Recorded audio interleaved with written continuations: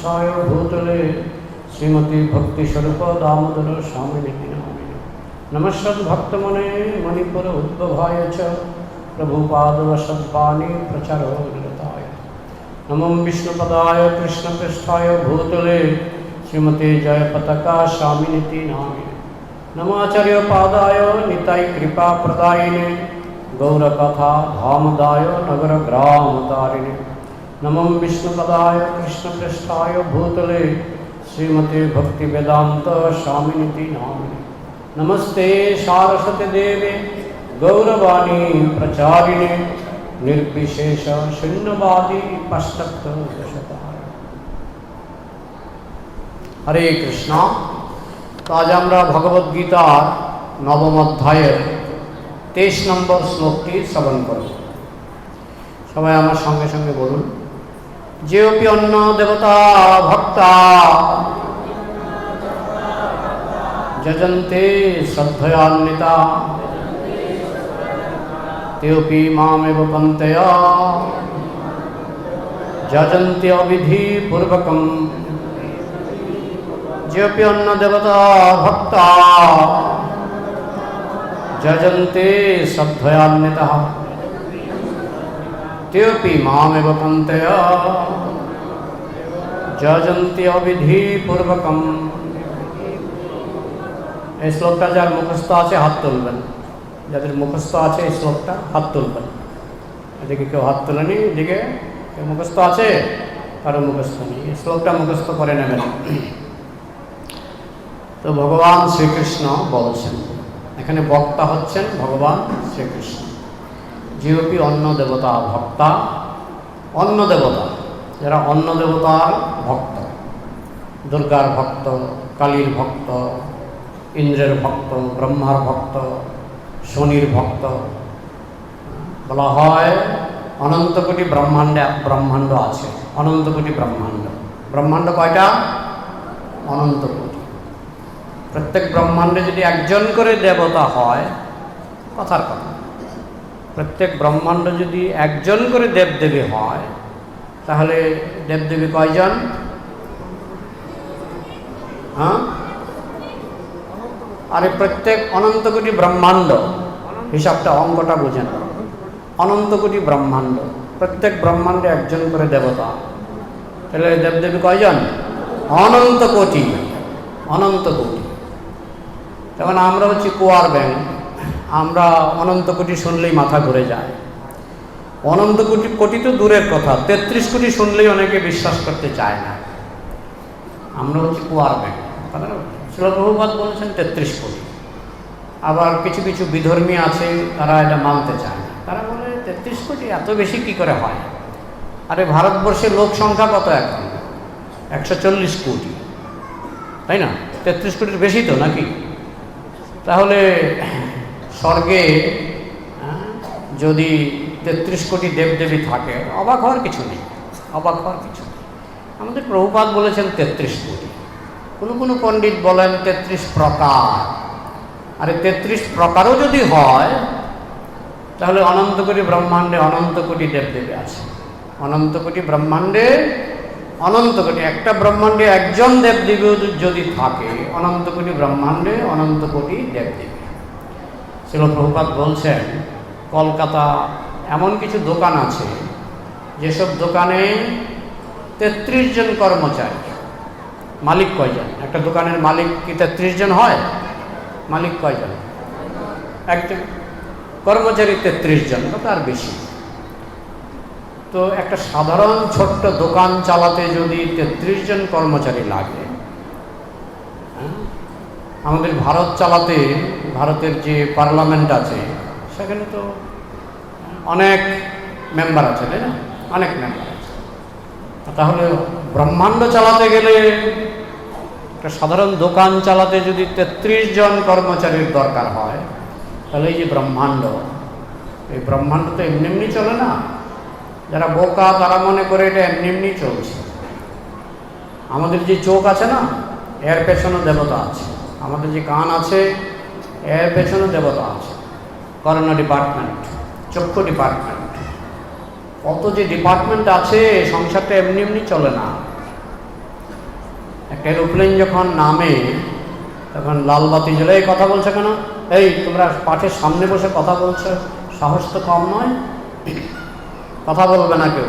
বাচ্চারা যদি কথা বলে গার্জিয়ান কন্ট্রোল করবে না। 33 কোটি দেবদেবী। তো এইভাবে দেখো তোমাদের কথা বলায় আমার প্রসঙ্গটাই কেটে গেল। কি আলোচনা হচ্ছিল? হ্যাঁ, এরোপ্লেন যখন নামে তখন লাল বাতি নীল বাতি জ্বলে, তাই না? যারা এরোপ্লেন চড়েছেন জানেন, নামার সময় দেখবেন নিচে রাত্রিবেলায় ভালো দেখা যায়, লাল বাতি নীল বাতি সবুজ বাতি জ্বলে। একটা বাচ্চা প্যাসেঞ্জার সে ভাবছে এমনি এমনি জ্বলে।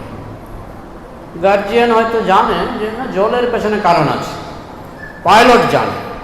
পাইলট জানে লাল বাতি মানে কি, নীল বাতি মানে কি, হলুদ বাতি মানে কি, কে জানে?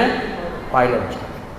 ঠিক তেমনি সংসারে যারা বাচ্চার মতো, তারা মনে করে এমনি এমনি হচ্ছে সব কিছু, এমনি এমনি ঋতু পরিবর্তন হচ্ছে, এমনি এমনি সূর্য উঠছে, এমনি এমনি শুক্লপক্ষ কৃষ্ণপক্ষ, এমনি এমনি ধান চাল আম জাম গম হচ্ছে, এমনি এমনি। কোনো কিছু এমনি এমনি হয় না। পেছনে যেমন এরোপ্লেন যে চলে, পেছনে কন্ট্রোল রুম আছে, কন্ট্রোল রুমে অনেক কর্মচারী কন্ট্রোল রুমে কাজ করে। ঠিক তেমনি যে সংসার চলছে, আমাদের প্রভুপাদ বলছেন 33 কোটি, প্রত্যেক ব্রহ্মাণ্ডে 33 কোটি দেবদেবী। এখন এই দেবদেবীদের মধ্যে কেউ কেউ খুব বিখ্যাত, যেমন দুর্গা কালী, এরা খুব বিখ্যাত। তো অনেকে আছে, দুর্গা পূজা কালী পূজা অনেকে করে। এখন কৃষ্ণ সে সম্পর্কে বলছেন। এই শ্লোকটি কি আমার লেখা না কৃষ্ণের বক্তব্য? কৃষ্ণের বক্তব্য। তাই কৃষ্ণ কি বলছেন শোনা যাক। যেওপি অন্য দেবতা ভক্ত, যারা অন্য দেবতার ভক্ত, মানে 33 কোটি দেবদেবীর ভক্ত হওয়া চারটিখানি কথা নয়। প্রত্যেক দেবতাকে বা দেবীকে যদি একটা করে নকুল দানা দেন, তাহলে আপনাকে 33 কোটি নকুল দানা কিনতে হবে। প্রত্যেক দেবদেবীকে যদি একটা করে ফুল দেন, তাহলে আপনাকে 33 কোটি ফুল সংগ্রহ করতে হবে। 33 কোটি ধূপকাঠি, একজন দেবতাকে যদি একটা ধূপকাঠি দেন, তাহলে 33 কোটি ধূপকাঠি। তো অনেক মানুষ একটু মানে বিভ্রান্ত হয়ে পড়ে, কী করবো। অনেকে আমি দেখেছি সিংহাসনে এক গাদা, কি হচ্ছে সরস্বতী, লক্ষ্মী, কালী, দুর্গা, এই এক গাদা ভর্তি, সবাইকে পূজা করতে করতে অনেক সময় বিরক্ত হয়ে যায়। তখন কৃষ্ণ কি বলছেন? যেহেতু অন্য দেবতা ভক্তা, যারা অন্য দেবতার ভক্ত। এর আগের শ্লোকগুলিতে কৃষ্ণ বলছেন আমার ভক্তের কথা আমি বলছি, যে আমার যারা ভক্ত আমি তার ভরণ পোষণ মাথায় করে বহন করি। অনন্য চিন্তয়ন্ত মাম যে জনা পর্যুপাসতে তেষাং নিত্যাভিযুক্তানাং যোগক্ষেম বহাম্যহম। যারা অনন্য চিত্তে সবসময় কৃষ্ণ চিন্তায় মগ্ন, কৃষ্ণ বলছেন আমি তাদের অভাব পূরণ করি এবং তাদের সম্পদ আমি রক্ষা করি। বুঝেছেন? নিজের ভক্ত সম্পর্কে বলছেন। আর এখন বলছেন দেবতা ভক্ত যারা 33 কোটি দেবদেবীর ভক্ত, যজন্তে শ্রদ্ধয়ান্বিতা, তারা শ্রদ্ধা সহকারে পূজা করে। যদিও বেশিরভাগই যেমন এই বাচ্চা, মা একটু লক্ষ্য রাখবেন, শ্রদ্ধা সহকারে পূজা করে। শ্রদ্ধা সহকারে পূজা হয় কোথায় আজকাল? কালী পূজায় মদ হয় তো নাকি? বহু কালী পূজায় মদ মাংস, বহু দুর্গা পূজায় মদের একটা বাজেট থাকে না? বিশেষ করে বিসর্জনের দিন, দশমী বিসর্জনের দিন আমরা নাচ দেখলেই বুঝতে পারি। যখন দুর্গা নিয়ে যায়, নাচ দেখে আমরা বুঝতে পারি কোথা থেকে শক্তি আসছে। তো শ্রদ্ধান্বিত হচ্ছে না, তারপরেও কৃষ্ণ বলছেন ঠিক আছে, সবাই শ্রদ্ধান্বিত না হলেও কিছু কিছু লোক আছে দুর্গা পূজা শ্রদ্ধা সহকারে করে, কিছু কিছু লোক আছে কালী পূজা শ্রদ্ধা সহকারে করে। কৃষ্ণ তাদের সম্পর্কে বলছেন যজন্তে শ্রদ্ধান্বিতা, বলছেন তেওপি মামেব কুন্তয়া, হে কুন্তিপুত্র অর্জুন জেনে রাখো এই পূজাটা আমাকেই করা হচ্ছে। মানে দুর্গা পূজা করা হচ্ছে, সেটা কৃষ্ণকে করা হচ্ছে। কালী পূজা করা হচ্ছে, সেটা কৃষ্ণকে করা হচ্ছে। যত দেবদেবীর পূজা আছে, এটা কাকে করা হচ্ছে? কৃষ্ণকে। তাহলে আপনি ভাবতে পারেন, তাহলে অসুবিধা কোথায়? অসুবিধাটা বলছেন পরের লাইনে বলছেন, যজন্তি অবিধি পূর্বকম। অবিধি, যজন্তি মানে পূজা করে, অবিধি মানে দুটো শব্দ, একটা হলো বিধি আর একটা হলো অবিধি। যেটা বিধি সহকারে হয় সেটাকে বলে বৈধ, আর যেটা অবিধি সহকারে হয় সেটাকে বলে অবৈধ। যজন্তি অবিধি পূর্বকম, বিধি সহকারে পূজাটা হচ্ছে না। এই 33 কোটি দেবদেবীর পূজা, মানুষের নাকি 33 কোটিতেও পিপাসা মিটছে না। আমি যখন ছোট ছিলাম তখন সন্তোষী মা ছিল না। আমি যখন মাধ্যমিক পড়ি তখন সন্তোষী মার আবিষ্কার হয়, বুঝেছেন? মানে 33 কোটিতেও পোষাচ্ছে না, 33 কোটির বেশি করতে হবে, তাই না? একবার আমি আগরতলায় যাচ্ছিলাম, তো একটা জায়গায় একটা কলা গাছ কেটে কীভাবে পূজা হচ্ছে, মাথার মধ্যে একটা হাড়ি বসিয়ে দিয়েছে। আমি জিজ্ঞেস করছিলাম, এটা কী পূজা? বলছে দুঃখ হরি ঠাকুর। দুঃখ হরি ঠাকুর, কখনো নাম শুনিনি।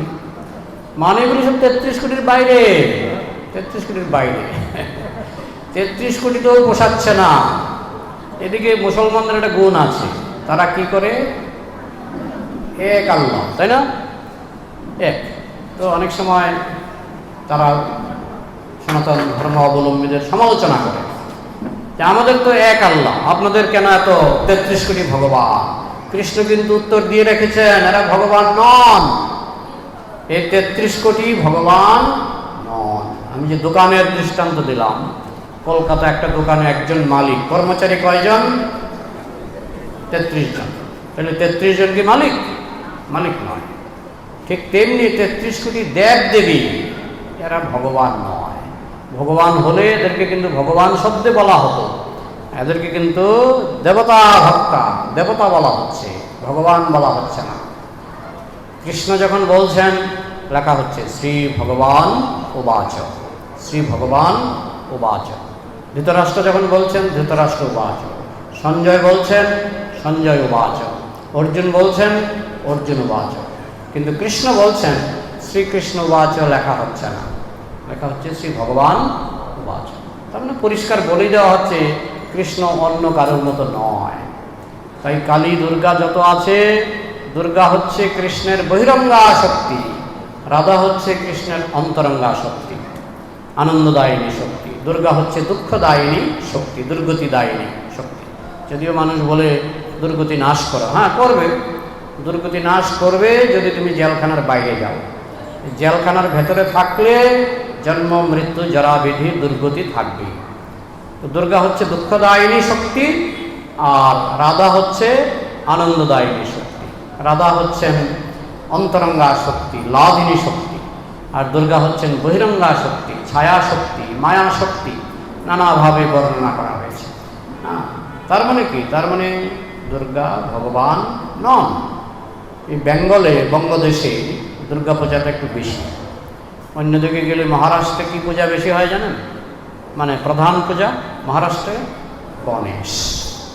ভারতের এক একটা এলাকায় এক একজন প্রধান। আমাদের বেঙ্গলে প্রধান পূজা কি হয়? দুর্গা। তো যাই হোক, তো এখানে কৃষ্ণ বলছেন যজন্তি অবিধি পূর্বক, বেআইনি পূজা। সব কিছুর একটা আইন আছে তো না?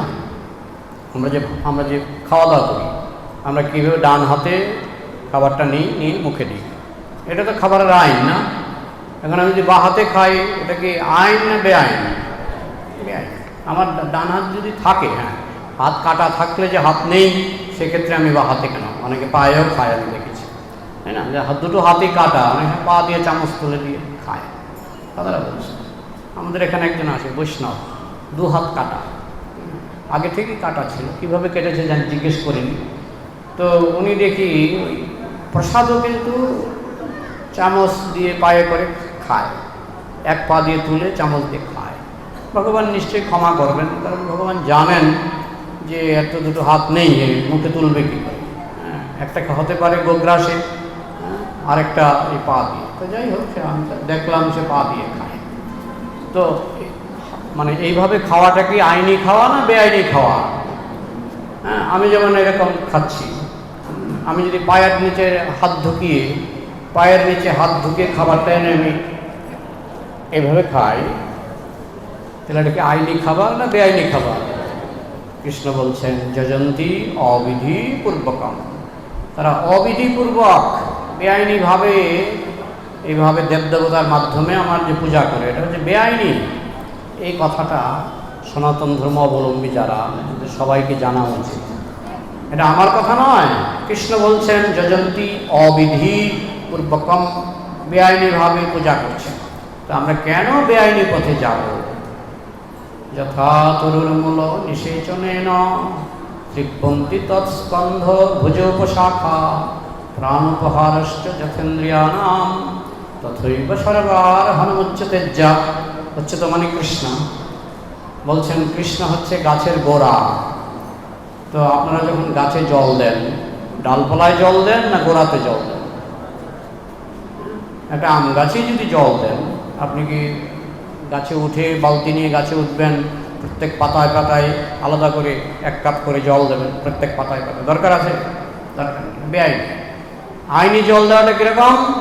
গাছের গোড়ায় জল দেবেন, এটা আইনি। হ্যাঁ, যথা তরুর মূল মানে গাছের গোড়ায়। ভাগবতে একেবারে পরিষ্কার উত্তর। গাছের গোড়ায় জল দিলে ডালপালা পেয়ে যায়, ডালপালাকে আলাদা করে জল দিতে হয় না। তো কৃষ্ণ গাছের ডালপালা অনেক আছে, 33 কোটি দেবদেবী হচ্ছে কৃষ্ণ গাছের ডালপালা। আমরাও সেই গাছের ডালপালা। আমরা হয়তো ছোট ছোট পাতা বা আরও ছোট ডালপালার মধ্যে মোটা ডাল আছে, চিকন ডাল আছে, আমরা ওই ডালপালার মধ্যেই আমরা পড়ে যাই। আমরা কিন্তু সকলেই কৃষ্ণের অংশ। মমৈবাংশ জীবলোকে জীবভূত সনাতন, আমরা সকলেই কৃষ্ণের নিত্য অংশ। 33 কোটি দেবদেবী কৃষ্ণের অংশ, তারা হচ্ছে কৃষ্ণের ডালপালা, আর কৃষ্ণ হচ্ছেন জগতের গোড়া। তাহলে গোড়াতে জল দিলে ডালপালায় জল দিতে হবে না? তাহলে ডালপালা কি মরে যাবে? আমি যদি গোড়াতে জল দিই, ডালপালা কি মরে যাবে? আরো পুষ্ট হবে, আরো পুষ্ট হবে। তাই কৃষ্ণ পূজা করলে 33 কোটি দেবদেবীরা পুষ্ট হয়, সন্তুষ্ট হয়, বুঝেছেন? তারাও কৃষ্ণ ভক্ত। কৃষ্ণ পূজা করলেই 33 কোটি দেবদেবীর পূজা হয়ে যায়। এমন নয় যে আমরা তাদেরকে পূজা করি না। আমরা গাছের গোড়ায় জল দিলে ডালপালা জল পেয়ে যায়। কৃষ্ণ পূজা করলে 33 কোটি দেবদেবীর পূজা হয়ে যায়। যস্মিন তুষ্টে জগৎ তুষ্ট। কৃষ্ণ সন্তুষ্ট হলে জগতের সবাই, এমনকি আপনিও সন্তুষ্ট হয়ে যাবেন, সবাই সন্তুষ্ট হয়ে যাবে। হ্যাঁ, যথা তরুর্মূল নিষেচনেন তৃপ্পন্তি তৎস্কন্ধ ভুজোপশাখা প্রাণোপহারশ্চ যথেন্দ্রিয়ানাম। বলছে পাকস্থলিতে খাবার দিলে তাহলে আমার চোখ খাবার পাবে, কান খাবার পাবে, নাক খাবার পাবে। একটা গল্প প্রভুপাদ বলেছেন যে একবার চক্ষু কর্ণ নাসিকা এরা স্ট্রাইক করেছে, জিহ্বা স্ট্রাইক করেছে ধর্মঘট। কি এই পাকস্থলী বেটা বসে বসে খায়, একে আমরা খাবার দেব না, আজ থেকে আমরা একে খাবার দেব না। চোখ বলছে আমি না দেখলে তো পাকস্থলী খেতেই পারবে না। কান বলছে আমি শুনি বলে তো কিছু টাকা ইনকাম করা যায়। হ্যাঁ, সেইভাবে হাত বলছে আমি যদি না মাখি, আমি যদি মুখে না তুলে দিই, তাহলে পাকস্থলী তো খেতেই পারবে না। এই অলস বেটা বসে বসে খাবে কেন? আজ থেকে আমরা পাকস্থলীকে খাবার দেব না। এই চক্ষু কর্ণ নাসিকা জিহ্বা স্ট্রাইক করে বসে রইল। তো বিকালবেলায় চক্ষু বলছে আমার যদি দুর্বল লাগছে, কান বলছে আমার একটু দুর্বল লাগছে, হাত বলছে আমিও দুর্বল বোধ করছি, কি ব্যাপার? পরে আবিষ্কার হলো ওই অলস বেটা যে বসে আছে পাকস্থলী, তাকেই দিতে হবে। বরং আমি যদি চোখের ভিতরে খাবার ঢোকাই, চোখ বন্ধ হবে, কানে খাবার ঢোকালে কান নষ্ট হবে, নাকে খাবার ঢোকালে তো মরেই যাবে, তাই না? সেই জন্য খাবারটা কোথায় দিতে হবে? পাকস্থলীতে। তাহলে এই জগতের পাকস্থলী কে? কৃষ্ণ।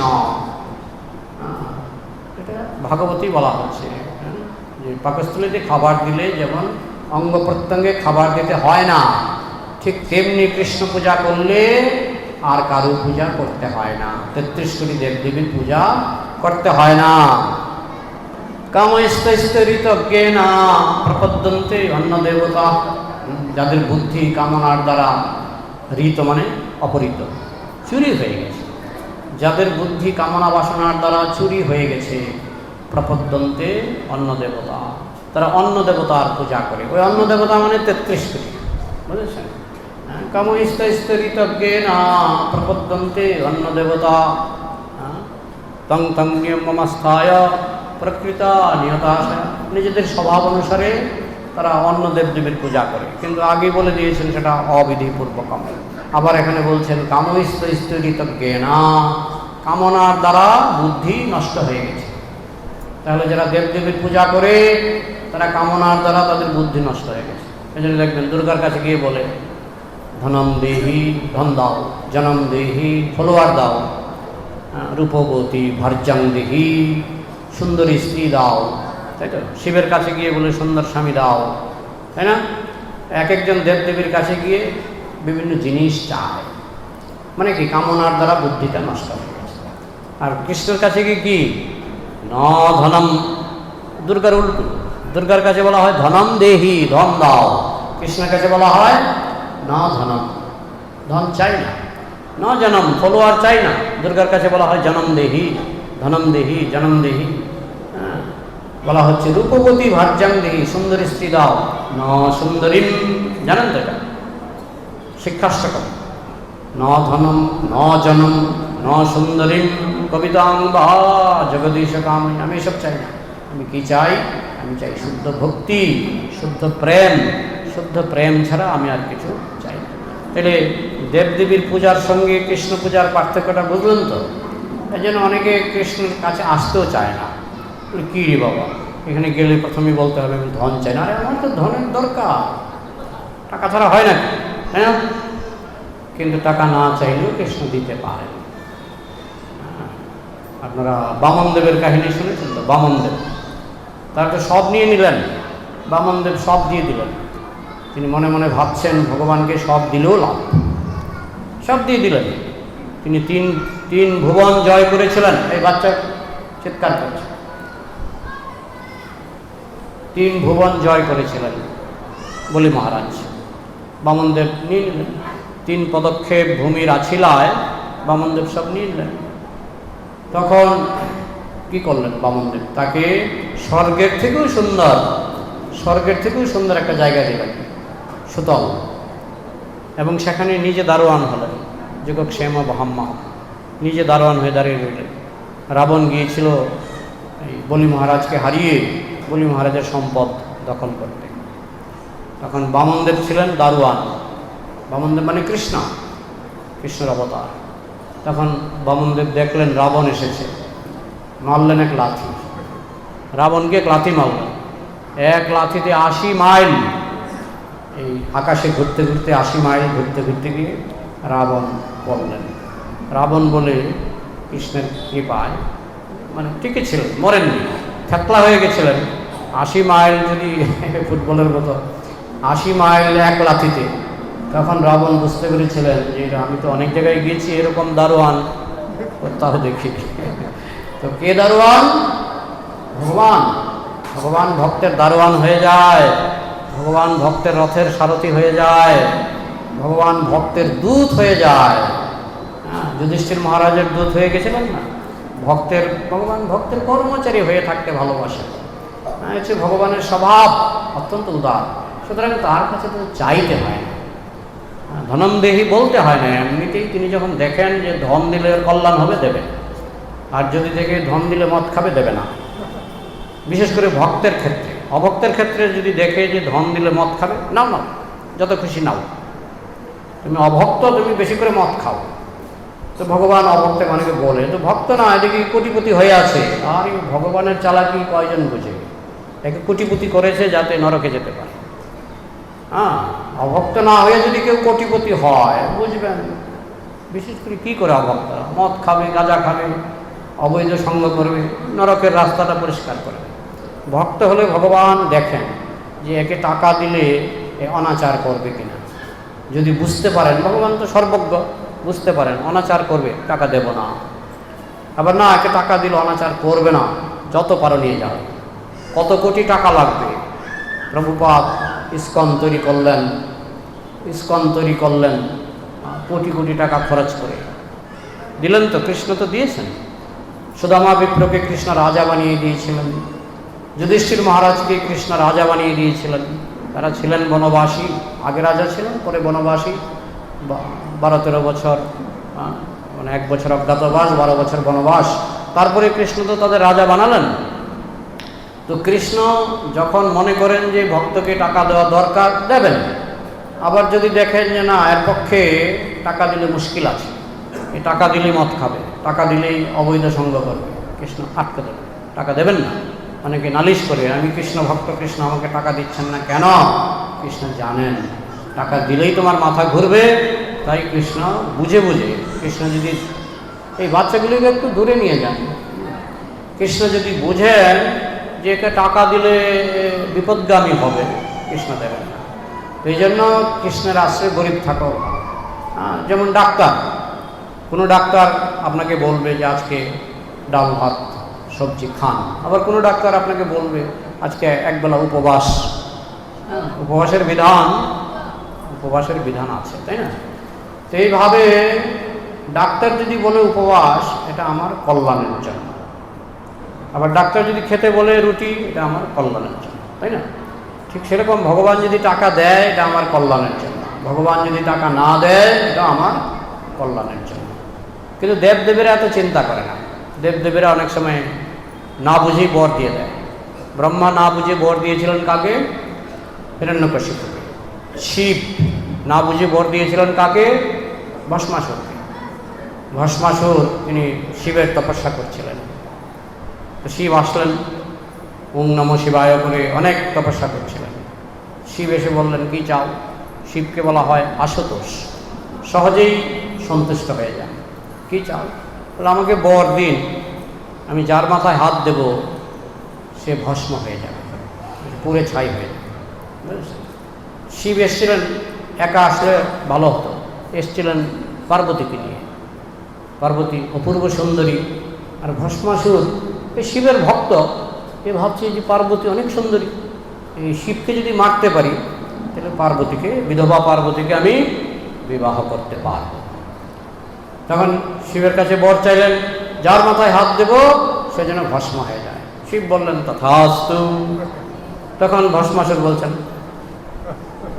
কি কি ব্যাপার? আপনার মাথায় হাত দেব। উদ্দেশ্যটা কি? উদ্দেশ্যটা হলো শিবের মাথায় হাত দিলে শিব মরবে, শিব মরলে আমি পার্বতীকে বিবাহ করব। এই হচ্ছে ভক্ত। যাই হোক, শিব তো বুঝে গেছে, কিন্তু আপনি ভর দিয়েছেন, আমি আপনার মাথায় পরীক্ষা করি। শিব দৌড়াতে শুরু করেছেন, উল্টা দৌড়াতে শুরু করেছেন। তাকে কে বাঁচিয়েছিলেন? কে বাঁচিয়েছিলেন? কৃষ্ণ। নারায়ণ, কৃষ্ণ বাঁচিয়েছিলেন। তিনি ব্রহ্মার কাছে গিয়েছিলেন, অনেকের কাছে গিয়েছিলেন, কেউ বাঁচাতে পারেন, শেষে কৃষ্ণ তাকে বাঁচিয়েছিলেন। তো যাই হোক, দেবদেবীরা অনেক সময় ভুল করে বর দিয়ে দেয়, কিন্তু কৃষ্ণ বুঝে শুনে, কৃষ্ণ বুঝে শুনে। আমি বিজ্ঞ, এই মূর্খে বিষয় কেন দিব, স্বচরণামৃত দিয়া বিষয় ভুলাইব। অনেক সময় কৃষ্ণ বিষয় দেন না, এতে মন কষ্ট করার কোনো কারণ নেই, কারণ কৃষ্ণ আপনার ভালোর জন্যই যা করছেন, আপনার ভালোর জন্যই করছেন। আবার যখন দরকার তখন দেবেন, তবে না খাইয়ে মারবেন না। কৃষ্ণ কখনো ভক্তকে না খাইয়ে রাখেন না। পাণ্ডবরা বনবাসে থাকলেও তাদের খাবার দাবার কিন্তু অক্ষয় পাত্রে ছিল। সবসময় পর্যাপ্ত খাবার দাবার নিজেরাও খেতেন, আবার হাজার হাজার মুনি ঋষিদের খাওয়াতেন। তো ভগবান ভক্তকে কখনো না খাইয়ে রাখেন না, যা দরকার সব দেবে, কিন্তু বাড়তি দেবে না। যদি দেখে যে বাড়তি টাকা পেলে সে বিপথে ধাবিত হবে, বাড়তি দেবে না। এই জন্য দেবদেবীর পূজা ছেড়ে কৃষ্ণ পূজা করা ভালো, কারণ দেবদেবীরা আপনাকে যা চাইবেন অনেক সময় দিয়ে দেয়। দেবদেবীদের কাছ থেকে বর নেওয়া খুব সহজ, এই জন্য অনেকে দেবদেবীর ভক্ত হয়ে যায়। কিন্তু কৃষ্ণ বারবার বলছেন, কামস্তরিত জ্ঞানা, তাদের বুদ্ধি কামনার দ্বারা চুরি হয়ে গেছে, নষ্ট হয়ে গেছে। অন্তবত্তু ফলং তেষাম, যারা দেবদেবীর পূজা করে তাদের যে ফল সেটা হচ্ছে অন্তবৎ। অন্তবৎ মানে টেম্পোরারি, অন্তবৎ মানে ক্ষণস্থায়ী। অন্তবত্ত ফলং তেষাম তদ্ভবতি অল্প মেধসাম, যাদের মেধা কম, বুদ্ধি কম, তারা দেবদেবীর পূজা করে। অন্তবত্ত ফলং তেষাম তদ্ভবতি অল্প মেধসাম দেবান দেবযজ জানতি মদ্ভক্তা জানতি মামপি। যারা দেবতার পূজা করে তারা স্বর্গে যাবে। স্বর্গে গেলে ক্ষীণে পুণ্যে মর্তলোকম বিশন্তি, পুণ্য ফুরিয়ে যাবে, আবার স্বর্গ থেকে পৃথিবীতে ফিরে আসবে। কী লাভ? টেম্পোরারি। অন্তবত্ত ফলং তেষাম, তারা দেবলোকে যায়। পিতৃঞ্জান্তি পিতৃব্রতা, যারা পিতৃলোকের উদ্দেশ্যে পূজা করে বা পূর্বপুরুষের পূজা করে তারা পিতৃলোকে যাবে। পিতৃঞ্জান্তি পিতৃ দেবান দেবযজ জানতি, দেবতা পূজা করলে দেবলোকে যাবে। ভূতানি জানতি ভূতেজ্জা, যারা ভূতের পূজা করে, আছে এখানে না থাকলেও কোনো কোনো জায়গায় আছে, কোনো কোনো দেশে আছে ভূতের পূজা হয়। ভূতের পূজা করলে মৃত্যুর পরে ভূতলোকে যাবে, যেখানে ভূত আছে। বুঝেছেন? তো ভগবান বলে দিয়েছেন যেরকম করবেন সেরকম পাবেন। দেবতার পূজা করলে যে দেবতার পূজা করবেন সেখানে চলে যাবেন যদি নিষ্ঠা সহকারে করেন, কিন্তু লাভ নেই, আবার আপনাকে ফিরে আসতে হবে। কিন্তু কৃষ্ণলোকে কেউ যদি যায়, কৃষ্ণলোকে গেলে আর ফিরে আসতে হয় না। নিত্যকাল অমরত্ব লাভ করবেন, চিরযৌবন লাভ করবেন, কোনো রোগ ব্যাধি হবে না, আনন্দে সেখানে চিরকাল বসবাস করতে পারবেন। এই জন্য বলা হয় যে এইজন কৃষ্ণ ভজে সে বড় চতুর। সঠিকভাবে কৃষ্ণ উপাসনা করতে হবে, তাহলে আর দেবদেবী যদি রাগ করে গোসা করে, আমরা তো করে এসছি, বাপ ঠাকুরদা করেছেন, আমিও করি, দরকার। কৃষ্ণ বলছেন মা সূচ, চিন্তা করে আমি পাপ থেকে উদ্ধার করব। সর্বধর্মান পরিত্যজ্য মাম একম শরণং ব্রজ, মাম একম, একমাত্র আমার চরণে চলে আসো। অহং তাং সর্বপাপেভ্যো মোক্ষয়িষ্যামি মা সূচ, আমি তোমাকে সমস্ত পাপ থেকে উদ্ধার করব, চিন্তা করো না। তো প্রশ্ন উত্তরের জন্য কিছু সময় রাখি, খাবার জল আছে, আপনারা প্রশ্ন করবেন নিঃসংকোচে, আলোচনা ভিত্তিক প্রশ্ন, হাত তুলবেন, আমাদের কাছে হ্যান্ড মাইক আছে, আপনারা প্রশ্ন করলে যথাসাধ্য উত্তর দেওয়ার চেষ্টা করবেন।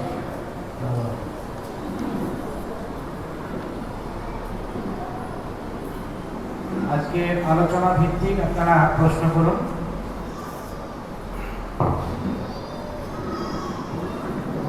অঙ্কন প্রতিযোগিতায় নাম দিয়েছেন তারা আমার সঙ্গে অঙ্কন করে অঙ্কনটা নাম। আপনার নাম কি? অঙ্কন করে নাম দিয়েছে আমাকে। হ্যাঁ, আপনার নাম কি? পার্থক্য এখানে আছে। তো যারা অঙ্কন প্রতিযোগিতায় নাম দিয়েছেন পার্থপ্রভুর সঙ্গে সাক্ষাৎ করবেন স্টেজে।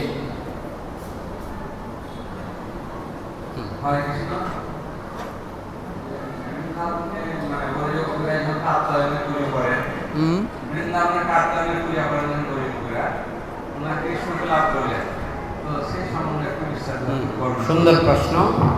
বৃন্দাবনে গোপীরা কাত্যায়নী পূজা করেছিল 1 মাস। পূজার উদ্দেশ্য কী ছিল? তারা কাত্যায়নীর কাছে তারা ভোরবেলায় যমুনাতে স্নান করে উপবাস থেকে তারা কাত্যায়নীর পূজা করতেন। গোপীরা প্রত্যেকেই কাত্যায়নীর কাছে, কাত্যায়নী দুর্গা, কাত্যায়নীর কাছে বলতেন কৃষ্ণ যেন আমার স্বামী হয়, কৃষ্ণ যেন আমার স্বামী হয়। এই গোপীগুলি যেদিন পূজা শেষ হলো 1 মাস পরে, তো এতগুলি গোপী বলছে কৃষ্ণ যেন আমার স্বামী হয়। সবাই গেছে অবভৃত স্নান, মানে পূজার শেষ দিনের শেষ স্নান করবেন। তখন কৃষ্ণ তাদের বস্ত্র হরণ করেছিলেন। এতগুলি গোপী চাইছে আমাকে স্বামী রূপে, তো স্বামী পারে স্ত্রীর বস্ত্র হরণ করতে, তো সেটা কৃষ্ণ তাদের মনোবাঞ্ছা পূর্ণ করেছিলেন। তো সেখানে তারা দুর্গা পূজা করেছিলেন ধনজনের জন্য নয়, তারা দুর্গা পূজা করেছিলেন কৃষ্ণকে পাবার জন্য। আপনি কৃষ্ণকে পাবার জন্য আপনি যদি উদ্দেশ্যটা ঠিক থাকে, দুর্গার কাছে গিয়ে যদি ধনজন চেয়ে থাকেন তাহলে দুর্গা পূজা না করাই ভালো। আর যদি না আমি দুর্গার কাছে কৃষ্ণ চাইব, সেটা গোপীরা করেছিলেন, সেটা আপনি চাইলে করতে পারেন, বুঝেছেন। কিন্তু সেটা দরকার হয় না, আমরা তো গোপীদের মতো এত উন্নত নই, আমাদের জন্য গোপীরা করেছিলেন, তারা সত্যি সত্যি কৃষ্ণকে স্বামী রূপে চেয়েছিলেন। আমরা তো আর এত উন্নত নই, তাই আমাদের পক্ষে কৃষ্ণ পূজা করলেই হবে, বুঝেছেন? হরে কৃষ্ণ। আমি একটা প্রশ্ন করছি যে আমাদের ভক্তরা আমরা দেখেছি কিভাবে সিংহাসনে শিবলিঙ্গ রেখে তার ভজনা করছে, এটা ভক্তদের বিধিপূর্বক ভজনা অবিধিপূর্বক ভজনা? শিব সম্পর্কে বলা হচ্ছে যে বৈষ্ণবদের মধ্যে একজন শ্রেষ্ঠ বৈষ্ণব, সেজন্য আমাদের ইস্কনে সাধারণত বছরে একদিন শিবরাত্রি, শিবরাত্রির দিন আপনি শিব পূজা করতে পারেন। আমাদের এখানে মায়াপুরে হয় না, রাজাপুর জগন্নাথ মন্দিরে শিব পূজা হয়, সেটা ওই বছরে একদিন শিবরাত্রি, সেদিন ভক্তরা করে থাকে। কিন্তু মেইন করার দরকার নেই, মেইন হবে কৃষ্ণ পূজা। ঠিক আছে? আর কোনো প্রশ্ন? আপনারা প্রশ্ন? হাত তুলবেন।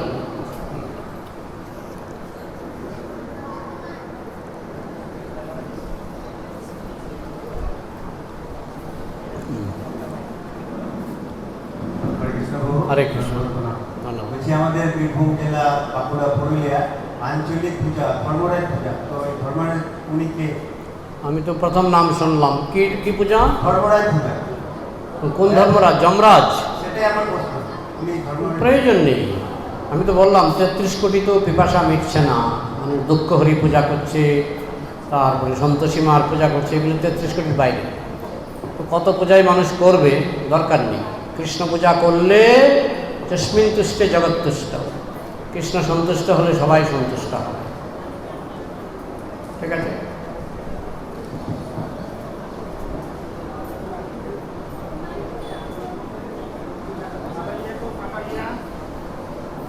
মাতাজিরও প্রশ্ন করবেন, হাত তুলবেন।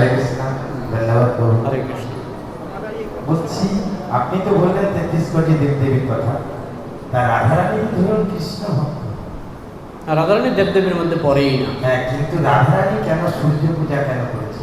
সূর্য তো একটা দেবী। আমি একটু আগেই বলেছি যে গোপীদের ব্যাপারটা আলাদা। ওরা কাত্যায়নের পূজা করেছিল কৃষ্ণ পাওয়ার জন্য। হ্যাঁ, যদি কেউ কোনো গোপী সেরকম পূজা করে থাকে, প্রার্থনাটা কি? তারা রাধারানীর সূর্য পূজা করে কি প্রার্থনা করেছিলেন?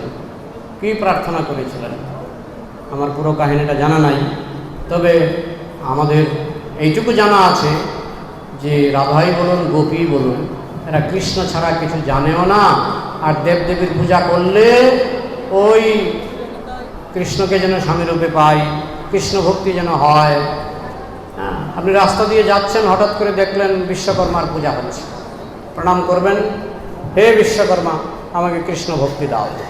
রাস্তা দিয়ে যাচ্ছেন, দুর্গা পূজা হচ্ছে, দুর্গাকে প্রণাম করবেন, হে মা দুর্গা আমাকে কৃষ্ণ ভক্তি দাও। এতে কোনো দোষ নেই। হরে কৃষ্ণ প্রভু, জয়নিতা আমার চরণ পদভক্তি প্রণাম, আমার প্রণাম গ্রহণ করবেন। আমরা কার্তিক মাস যে নিয়ম মাস, আমরা এক মাস নিয়ম সেবা করি, সেই পরিপ্রেক্ষিতে আমরা কীভাবে সে আচরণ করব, নিয়ম মাস পালন করব, সেইভাবে ব্যাখ্যা করে আমাদের সকল ভক্তবৃন্দর কাছে একটু প্রার্থী করুন। দেখুন, নিয়ম মাস ভক্তদের 12 মাসই নিয়ম মাস। 12 মাসে 4টা নিয়ম পালন করতে হয়, 12 মাসে নিরামিষ খেতে হয়। যারা ভক্ত নয় তারাও নিয়ম মাসে, কার্তিক মাসে নিরামিষ খায় অনেকে। যারা সারা বছর আমিষ খায়, মাছ মাংস খায়, অনেকে আছেন দেখেছি, কার্তিক মাসে তারাও নিরামিষ খায়। কিন্তু ভক্তদের তো 12 মাসেই অনেকটা একই রকম। ভক্তদের ক্ষেত্রে আপনার বৈশাখ মাস থেকে শুরু করে একেবারে ফাল্গুন চৈত্র সবটাই যেন নিয়ম মাস, কারণ সব মাসেই তাদের 4টা নিয়ম পালন করতে হয়, 16 মালা জপ করতে হয়, মঙ্গল আরতিতে উঠতে হয়। কিন্তু যারা 12 মাস পারে না, তাদের জন্য অনেক সময় বলা হয় যে ঠিক আছে, অন্তত কার্তিক মাসটা মঙ্গল আরতি উঠো, ভোরবেলায় উঠো, ভোরবেলায় স্নান করো। আর ভক্তরা যেটা সবসময়ই করে। হ্যাঁ, সুতরাং ভক্তদের ক্ষেত্রে হ্যাঁ কিছু বাড়তি নিয়ম, কিছু বাড়তি খাবার বন্ধ করে দেওয়া হয়, যেগুলি অন্যান্য মাসে খেতে পারবেন কিন্তু নিয়ম মাসে পারবেন না। সেগুলি আমাদের লিস্ট আছে, জেনে নেবেন কী কী খাবার। ইসকনে যেহেতু প্রচার সংস্থাগুলো অত কড়াকড়ি নেই, তবু 4টা জিনিস 4 মাসে 4টা জিনিস বর্জন করা হয়। শ্রাবণে বর্জ্যের শাকং দধি ভাদ্রপদে তথা, বলা হচ্ছে শ্রাবণ মাসে শাক বর্জন, ভাদ্র মাসে দই বর্জন, তারপরে আশ্বিন মাসে দুধ বর্জন, কার্তিক মাসে মাসকলাই বা বিউলের ডাল বর্জন। এই 4টা জিনিস অবশ্যই বর্জন। প্রচার সংস্থা বলে প্রচারকদের অত বর্জন করলে, যেটা হরিভক্তি বিলাসে লেখা আছে যে বহু জিনিস বর্জন করতে হয়, প্রচারকদের পক্ষে সম্ভব হয় না, কারণ তারা দেশে দেশে ঘুরে বেড়ায়, সব জায়গায় সব সুবিধাও পাওয়া যায় না। যথাসাধ্য কমপক্ষে 4টা জিনিস অবশ্যই বর্জন করতে হবে কার্তিক মাসে। তো আমি অনুরোধ করবো আজকের আলোচনা ভিত্তিক প্রশ্ন করবো, যে প্রশ্নগুলো আলোচনা বাইরে চলে যায়, আলোচনা ভিত্তিক প্রশ্ন করবো।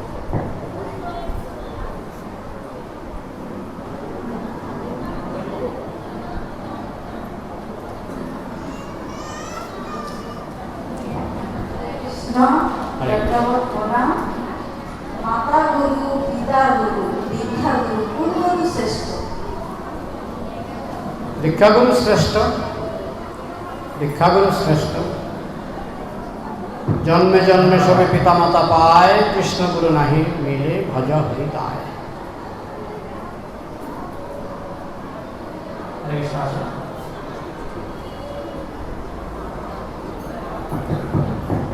হরে কৃষ্ণ। ধন্যবাদ প্রণাম বাবু। হরে কৃষ্ণ। আপনি দেবতা এবং ভগবান শ্রীকৃষ্ণের সঙ্গে পার্থক্য করলেন, এবং চৈতন্য চৈতন্যতে জীবের ও স্বরূপ হয় কৃষ্ণ নিত্য দাস, অর্থাৎ সকল দেবদেবী এবং সকল মানুষ সকলেই কৃষ্ণের দাস, বৈষ্ণব এবং দেবতা। তো ঈশ্বর পরিষদ করছিলাম আমি বহুকালেরই। ওখানে প্রথম প্রার্থনা মন্ত্র যেটা আছে, ওম পূর্ণমাদাহ পূর্ণমিদং পূর্ণমুদচ্যতে, ওখানে বলছে তিনিও পূর্ণ এবং এই সৃষ্ট জগৎ পূর্ণ, সকলেই পূর্ণ। পূর্ণ থেকে পূর্ণ সৃষ্টি হলে পূর্ণই অংশ বেঁচে থাকে। তো এটা আমার একটু কনফিউশন হয়ে গেল যে তাহলে যে দাসও হন সেটা তাহলে করতে হয়, পূর্ণ যদি সবই হয় তাহলে তো দাসও হন চিন্তাটা থাকছে না। একটু মার্গদর্শন করবেন। এবং পূর্ণ অনেক করতে হয়, পূর্ণ কথাটা অনেক করতে হয়। যেমন একটা জেলখানা, আমি যদি বলি জেলখানাটা পূর্ণ, জেলখানাটা কমপ্লিট, জেলখানাটা পারফেক্ট। পূর্ণ কথার একটা অর্থ হচ্ছে পারফেক্ট, নিখুঁত, যে জেলখানাটা একদম পারফেক্ট, পারফেক্ট জেলখানা। এখন আপনি জেলখানায় গেলেন, গিয়ে দেখলেন যে এখানে সব কয়েদি যারা আছে তাদেরকে পোলাও দেওয়া হচ্ছে, বাসমতি চালের পোলাও, গোবিন্দভোগের অন্ন এবং ছানার সবজি ইত্যাদি দেওয়া হচ্ছে। প্রত্যেক জেলখানার যারা কয়েদি তাদেরকে কর্মচারী দেওয়া হয়েছে, কর্মচারীরা বাসন কুসন মেজে দেয়, রান্নাবান্না করে দেয়। এরকম জেলখানা দেখলে আমরা বলবো জেলখানাটা পারফেক্ট নয়, জেলখানাটা ইমপারফেক্ট, নিখুঁত নয়। জেলখানার ভিতরে যদি আপনাকে টেলিভিশন থেকে শুরু করে এয়ার কন্ডিশন, ফ্রিজ সব দিয়ে দেয়, সুন্দর ঘরবাড়ি, সুন্দর বাগান, সুন্দর কোয়ার্টার, অনেক কর্মচারী, তাহলে জেলখানাটা কি পূর্ণ না অপূর্ণ? কি মনে হয়? ভগবান যখন বলছেন যে মানে 22 উপনিষদে যখন বলা হচ্ছে পূর্ণ থেকে পূর্ণের সৃষ্টি, এটা নানাভাবে ব্যাখ্যা করা যেতে পারে। নরসিংহদেব পূর্ণ, রামচন্দ্র পূর্ণ, তাই না? বলরাম পূর্ণ, পূর্ণ থেকে পূর্ণ এসছেন। আর অনন্ত কোটি ব্রহ্মাণ্ড সেগুলি পূর্ণ, কিন্তু পূর্ণের মধ্যেও আপনি পাবেন এখানে দুঃখ আছে, কষ্ট আছে, সেটাও পূর্ণ। দুঃখ কষ্ট না থাকলে সেটা কিসের জেলখানা? জেলখানাকে পূর্ণতা দান করতে হলে এখানে দুঃখ কষ্ট দিতে হবে, সেইভাবে বুঝতে হবে। এই জন্যই আমাদের যারা আচার্যবর্গ আছে তাদের ব্যাখ্যা আমাদের শুনতে হবে যে পূর্ণ কী অর্থে পূর্ণ। নিখুঁত, ভগবানের সৃষ্টি নিখুঁত। বুঝতে পারলাম? হরে কৃষ্ণ। হরে কৃষ্ণ। ধন্যবাদ। কৃষ্ণলোকে গেলে আর ফিরে আসতে হয় না, জয় বিজয় ভগবানের ভক্তকে কেন আসতে হচ্ছে? একবার হয় এটা, একবার। যেমন একটা বাচ্চা ছেলের কাছে আপনি একটা মোমবাতি ধরলেন, বাচ্চা ছেলেটা মোমবাতিতে হাত দেয়, দেয় তো? তারপর যখন দ্বিতীয়বার মোমবাতিটা এগিয়ে দেবেন, হাত দাও, বাচ্চা কী করবে? হাত দেবে। আমরা ভুলটা একবারই করি, জয় বিজয় একবারই এসেছিলেন, মানে ভুল হয়েছিল তাদের একবারই। তো আমরাও যে এখানে এসেছি আমাদের প্রথম ভুল, এই ভুল যখন সংশোধন হয়ে যাবে আমরা দ্বিতীয়বার এই জড়জগতের দিকে আমরা ফিরেও তাকাবো। কৃষ্ণপ্রভু, হরে কৃষ্ণ। শ্রীচরণে অসংখ্য ধন্যবাদ প্রণাম। আপনি বললেন যে কৃষ্ণ, আমরা সকলেই জানি যে Krishna is the supreme God, আর কৃষ্ণকে পুজো করতে গেলে আমাদের দরকার নেই, দেবাদেবীকে আমাদেরকে পুজো করা দরকার। তো প্রভু আমরা যুগে ইতিহাসে পাই যে তামিলনাড়ুতে ভগবান যখন রাম সেতু নির্মাণ করেন, তখন রামেশ্বর বলে সে ভগবান স্বয়ং শিবের আরাধনা পুজো করেছে। তাহলে ভগবান রামচন্দ্র পূর্ণ হওয়া সত্ত্বেও দেবাদেবের মহাদেব পুজো কেন করে? সে কথা বললে ভগবান শ্রীকৃষ্ণ সুদামা বিপ্রের চরণজল করেছিলেন, জানেন তো? সুদামা বিপ্র যখন কৃষ্ণের বাড়িতে গিয়েছিলেন, কৃষ্ণ এবং রুক্মিণী তারা সুদামা বিপ্রের চরণজল করেছিলেন। তার মানে এই নয় যে সুদামা বিপ্র ভগবান হয়ে গেলেন। নারদ মুনি যখনই দ্বারকায় যেতেন কৃষ্ণ নারদ মুনির চরণজল করতেন। তার দ্বারা প্রমাণ হয় না যে নারদ মুনি ভগবান হয়ে গেলেন, সেটা কৃষ্ণের উদারতা। ভগবান অনেক সময় তার ভক্তকে পূজা করেন, তার ভক্তের উচ্ছিষ্ট খান। কীরকম? যখন ওই দুর্বাসা মুনি গিয়েছিলেন বনবাসে, যখন পাণ্ডবরা ছিলেন তখন দুর্বাসা মুনি 10,000 শিষ্য নিয়ে গিয়েছিলেন। সেই সময় দ্রৌপদী কৃষ্ণকে স্মরণ করেছিলেন যে 10,000 শিষ্যকে আমি কী করে খাওয়াবো। তখন কৃষ্ণ এসেছিলেন দ্বারকা থেকে, এসে বলছেন আমারও খিদে লেগেছে, আমাকে কিছু দাও। কিছু নেই, দেখি তোমার অক্ষয় পাত্রটা। অক্ষয় পাত্রের মধ্যে এক কণা শাক লেগেছে। তো সেই ভক্তের উচ্ছিষ্ট কৃষ্ণ খেয়ে ফেললেন। হ্যাঁ, তো তার মানে এই নয় যে পাণ্ডবরা ভগবান। সুদামা বিপ্রের চরণজল করেছেন, তার মানে এই নয় যে সুদামা বিপ্র ভগবান। অনেক সময় ভক্তের ক্ষমতা ভগবানের থেকে বেশি দেখায়। হনুমান কতবার সমুদ্র লাভ দিয়েছিলেন? 4 বার। প্রথমবার সীতার সন্ধানে গিয়েছিলেন, লঙ্কা পুড়িয়ে আবার আসলেন 2 বার। গন্ধমাদন নিয়ে গেলেন, গন্ধমাদন নিতে আসলেন, গন্ধমাদন নিয়ে গেলেন 4 বার, মোট 4 বার। কিন্তু রামচন্দ্র কয়বার সমুদ্র পাড়ি দিয়েছিলেন? তিনি বলছেন আমি তো ব্রিজ ছাড়া আমি তো পারবই না, এটা ব্রিজ বানাতে হবে। রামচন্দ্রের বেলায় ব্রিজ লাগে, হনুমান বিনা ব্রিজে 4 বার লঙ্কা পাড়ি দিয়েছিলেন সমুদ্রের উপর দিয়ে। তো অনেক সময় ভক্তের ক্ষমতা ভগবানের থেকে বেশি হয়ে যায়। হ্যাঁ, যেমন চৈতন্য মহাপ্রভু তিনি কিন্তু হরিনাম আমেরিকায় প্রচার করতে পারতেন, কিন্তু প্রভুপাদকে জিজ্ঞাসা করা হয়েছিল চৈতন্য মহাপ্রভু কেন আমেরিকা, অস্ট্রেলিয়া, জাপান, জার্মান সব দেশে হরিনাম প্রচার করেনি। তখন প্রভুপাদ বলেছিলেন মহাপ্রভু এটা আমার জন্য রেখে দিয়েছিলেন। সেইভাবে অনেক সময় ভক্ত ভগবান বোঝা খুব কঠিন হয়ে যায়। ভগবান অনেক সময় ভক্তের পূজা করেন, তার দ্বারা প্রমাণ হয় না যে ভক্ত ভগবান হয়ে গেল। হরে কৃষ্ণ প্রভু, শ্রী চরণ প্রণাম। ভগবান বলছেন নমো ব্রাহ্মণ দিগয় গো ব্রাহ্মণ হৃদয়। ভগবান বলছেন যে আমি ব্রাহ্মণকে রক্ষা করি এবং গোমাতাকে রক্ষা করি।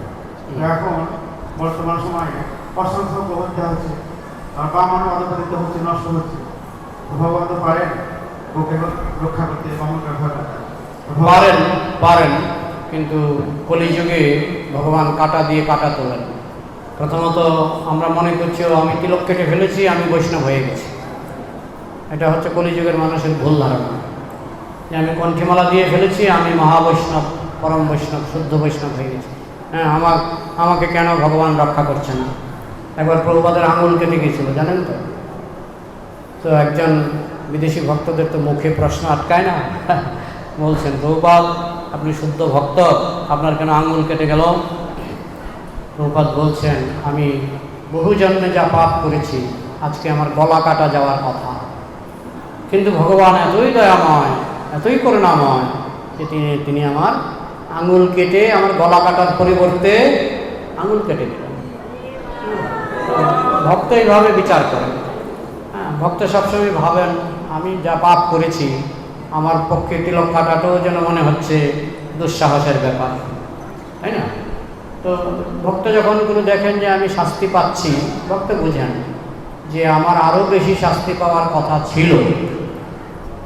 যেমন মুকুন্দ বলছেন, আমি অবাক হয়ে যাচ্ছি যে আমার জিভটা এখনো টিকে আছে, আমার জিহ্বাটা এখনো খসে পড়েনি।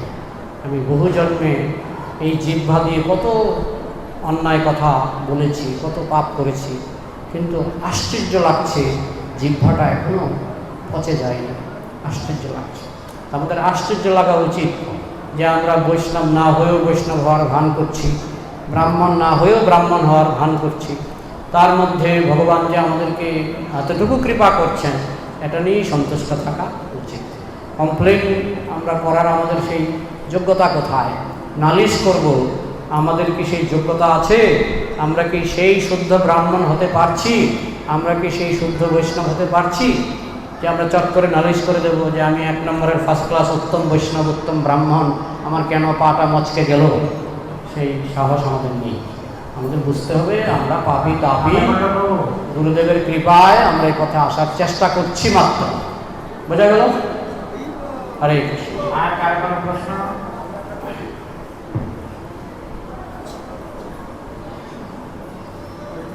হরে কৃষ্ণ। বলছে প্রভু, গোটা মাসে তো আমরা হরিনাম করি, কীর্তন করি, কিন্তু আমাদের সব থেকে বৈশাখ মাসটাকে ধর্ম মাস কেন বলা হয়? কি বৈশাখ মাসকে আমাদের ধর্ম মাস কেন বলা হয়? বৈশাখ মাস এটা একটু বুঝিয়ে বলে। আসলে বৈষ্ণবদের জন্য বৈশাখ, কার্তিক আর আরেকটা মাস আছে মাঘ। কার্তিক, মাঘ, বৈশাখ, 3টা মাস পবিত্র। এই 3টা মাসে, যেমন বৈশাখ মাসে জল সেবা, মানুষকে জল দান করা, বিশেষ করে ভক্ত বৈষ্ণবকে জল দান করা, বৈষ্ণব সেবা, এগুলো বৈশাখ মাসে খুব, গঙ্গা স্নান, এগুলো বৈশাখ মাসে খুব মানে পুণ্যদায়ক। ঠিক তেমনি কার্তিক মাস আরেকটা আছে পুরুষোত্তম মাস, এটা তিন বছর পর পর আসে পুরুষোত্তম মাস। তার মানে 4টা মাস, বৈশাখ, কার্তিক, মাঘ, পুরুষোত্তম। এই 4টা মাসে আপনি যা পুণ্য করবেন তার ফল অনেক বেশি হয়, 1000 গুণ ফল বেশি হয়। ঠিক আছে?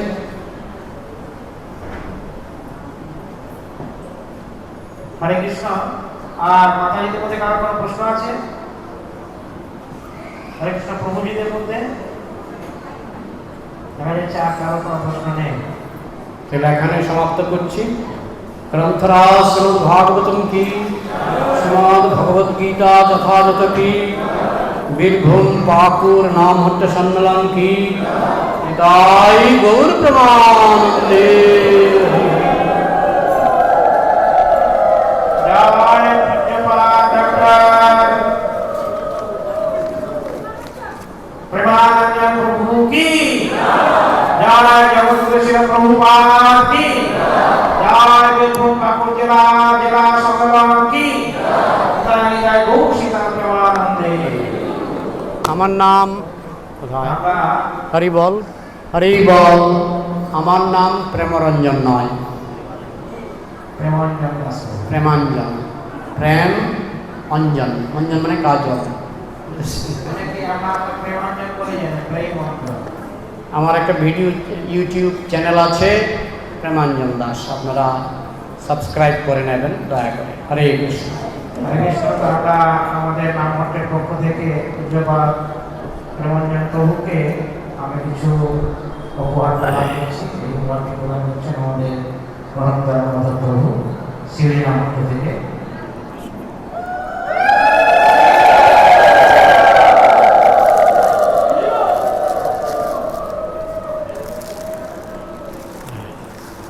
এগুলো একটু ব্যাগে ঢুকিয়ে দিতে পারে না, তাহলে ভালো হবে।